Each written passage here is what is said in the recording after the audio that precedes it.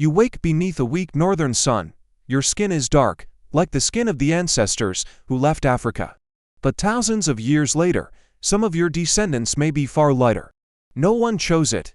No one noticed it happening. So what invisible force slowly changed human skin? First, the title needs one correction. Ancient humans did not simply go from black to white. Human skin evolved along a wide spectrum, in different places, at different times. Black and white are modern social labels. Evolution was responding to sunlight, diet, migration, and survival. Long before Homo sapiens spread across the world, our ancestors in Africa lost much of their body hair. Bare skin helped the body release heat during long walks and hunts.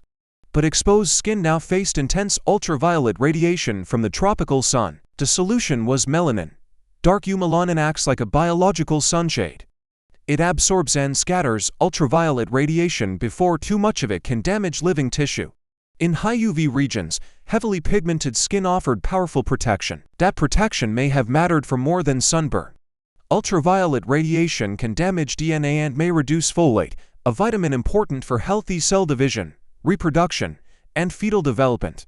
Researchers still debate the exact weight of each pressure, but strong pigmentation clearly helped bodies cope with intense sunlight. Then some human groups began moving away from the tropics. They entered regions where winter sunlight arrived at a lower angle, days became shorter, and heavy clothing covered more skin. The shield that worked so well near the equator now created a new problem. Your body needs ultraviolet B light to make vitamin D in the skin. Vitamin D supports bones, muscles, immunity, and healthy development. Under a dim northern sky, deeply pigmented skin allows less UVB to penetrate. That does not make dark skin unhealthy. It means the same skin can face a different challenge in a different environment. Imagine two families living for generations in a cold, low sunlight region. One family happens to carry variants that produce slightly less melanin.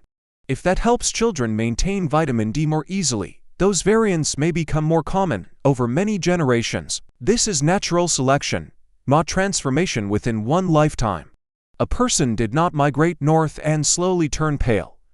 Tanning can change temporarily, but inherited pigmentation changes only when gene variants become more or less common across a population. And the process was slow. Modern humans reached Europe more than 40,000 years ago, yet the very light pigmentation common in parts of Europe today did not appear everywhere at once.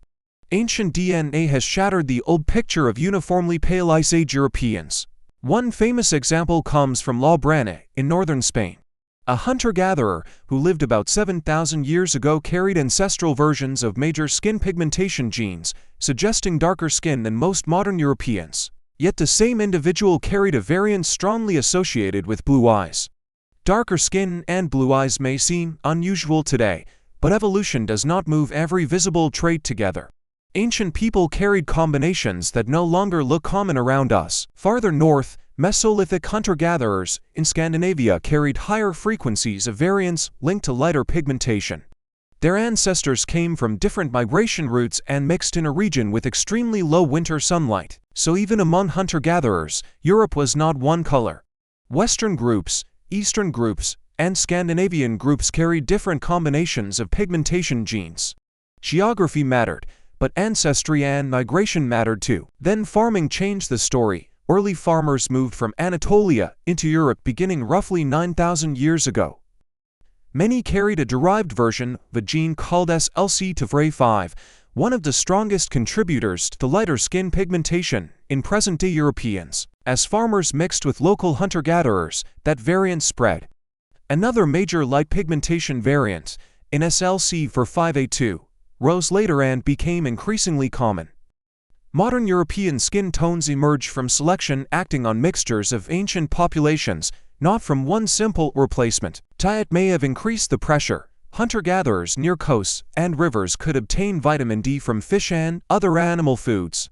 Early farming diets often relied more heavily on grains, which usually provide little vitamin D. When people depended more on crops, sunlight became a more important source of vitamin D in low UV regions. Lighter pigmentation may then have offered a stronger advantage than it had for groups eating large amounts of vitamin D-rich food. This helps explain a puzzle. People can live at similar latitudes and still evolve different average skin tones.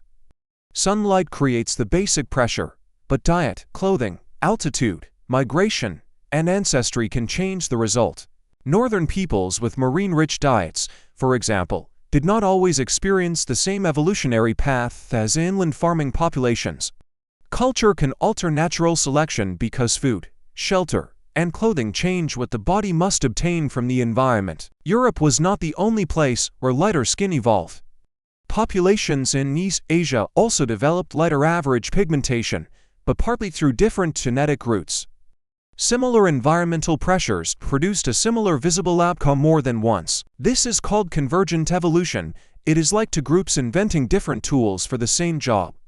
The tools are not identical, but both solve a problem created by lower ultraviolet radiation. The reverse pressure also exists. In regions with intense UV, higher melanin remains useful protection. Human pigmentation is therefore not a ladder from dark to light.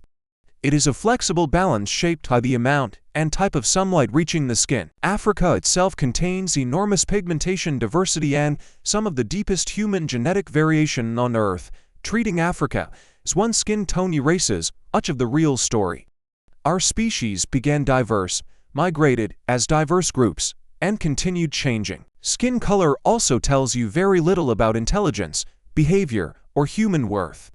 It is mainly an adaptation involving melanin and ultraviolet radiation. The visible difference is biologically shallow, even though societies later gave it enormous social meaning. Today, migration happens much faster than evolution. A person can move from the equator to Northern Europe in hours, or from Northern Europe to the tropics. Our inherited pigmentation cannot instantly adjust to the new UV environment. That is why modern health advice depends on both skin type and location. Darker skin can require more attention to vitamin D in low sun conditions, while lighter skin needs stronger protection from intense UV. Neither skin tone is universally better. So why did some ancient humans become lighter-skinned? Because their ancestors entered places where sunlight was weaker, diets changed, and gene variants that allowed more UVB into the skin sometimes improved survival and reproduction. But there was never one moment when humans went from black to white. There were migrations, mixtures, winters, meals, children, and thousands of generations. Skin color is not a boundary between kinds of humans. It is a record of how one species learned to live beneath different suns. If you enjoyed this journey into the distant past, subscribe for more stories about ancient humans and human evolution.